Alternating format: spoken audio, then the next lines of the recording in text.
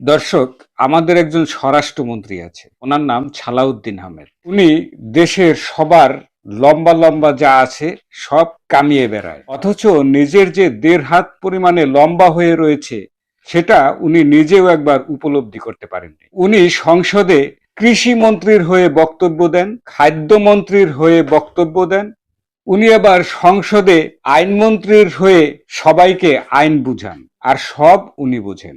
বাংলাদেশের আর কেউ কিছু বুঝেন না, সব উনিই বুঝেন। এমনকি উনি প্রধানমন্ত্রীর হয়েও সংসদে বক্তব্য দেন। দর্শক, গ্রামের কিছু কিছু লোক কথায় কথায় বলে নিজের পাছায় কাপড় নাই, অথচ পরের পাছায় কাপড় আছে কিনা সেই খবর নিয়ে দৌড়াদৌড়ি। আমাদের স্বরাষ্ট্রমন্ত্রীর অবস্থা ঠিক সেই রকম। কথাটি বললাম কেন?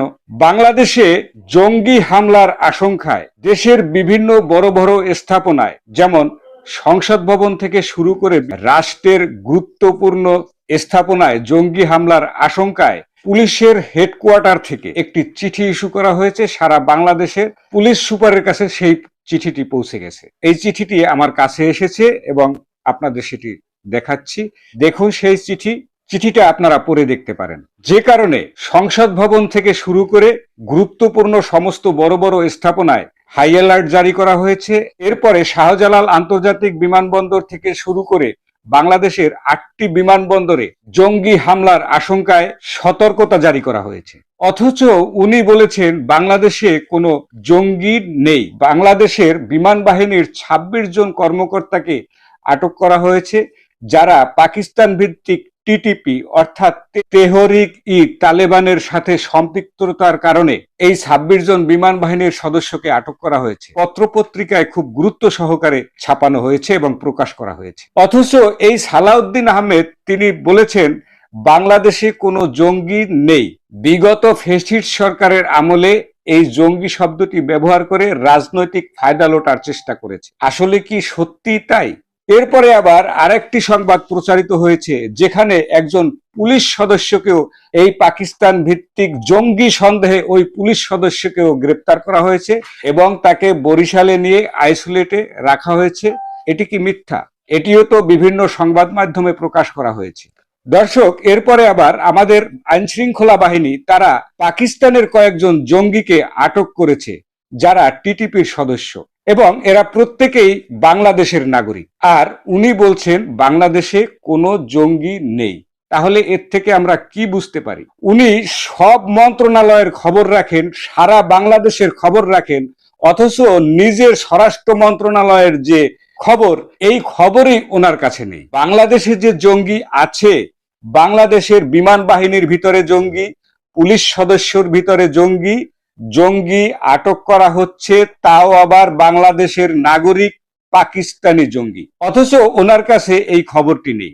আবার বর্তমান প্রধানমন্ত্রীর তথ্য উপদেষ্টা তিনি স্পষ্ট বলেছেন অন্তর্বর্তী সরকার ক্ষমতায় থাকাকালীন অবস্থায় বাংলাদেশে জঙ্গি তৎপরতা বেড়েছে এবং তারা একত্রিত হওয়ার চেষ্টা করছে। একদিকে প্রধানমন্ত্রীর তথ্য উপদেষ্টা তিনি জঙ্গি আছেন এটা স্বীকার করলেন, অথচ স্বরাষ্ট্রমন্ত্রী নিজে, যে স্বরাষ্ট্র মন্ত্রণালয়ের দায়িত্বে একজন স্বরাষ্ট্রমন্ত্রী গুরুত্বপূর্ণ ব্যক্তি, তার কাছে এই জঙ্গি তৎপরতার খবরটি কেন থাকবে না? ওনার নিজের ঘরের খবর উনি রাখছেন না, পরের ঘরে গিয়ে তিনি উকি দিচ্ছেন।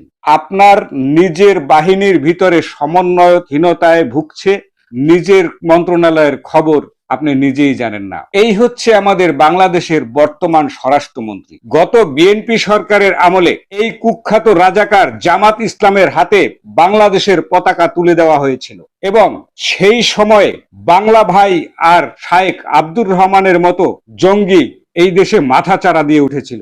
দেশের ৬৪টি জেলায় সিরিজ বোমা হামলা হয়েছিল, যেটা পৃথিবীর ইতিহাসে বিরল এবং এই ঘটনাটি ইতিহাসে সারা জীবনই লেখা থাকবে। তখনও এই বিএনপি জামাত সরকার বলেছিল বাংলাদেশে কোনো জঙ্গি নেই। দর্শক, ভুলে গেলে চলবে না, বিএনপি জামাত ক্ষমতায় থাকাকালীন অবস্থায় পল্টনে আওয়ামী লীগের শেখ হাসিনার সমাবেশে গ্রেনেড হামলা হয়েছিল। এই বিএনপি জামাত ক্ষমতায় থাকাকালীন অবস্থায় 10 ট্রাক অস্ত্র আমদানি করা হয়েছিল। এই যে দেখতে পাচ্ছেন ওসামা, এই ওসামা বাংলাদেশের সংসদ ভবনের মতো জায়গায় যখন হামলার পরিকল্পনা করে, তখন সে কত বড় একজন জঙ্গির সেটা আপনারা একবার বিচার করবেন।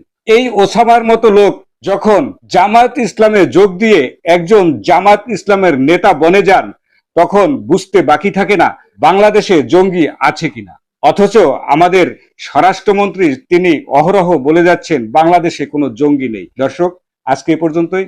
দেখা হবে পরবর্তী কোনো ভিডিওতে। ততক্ষণ আপনারা ভালো থাকবেন, সুস্থ থাকবেন।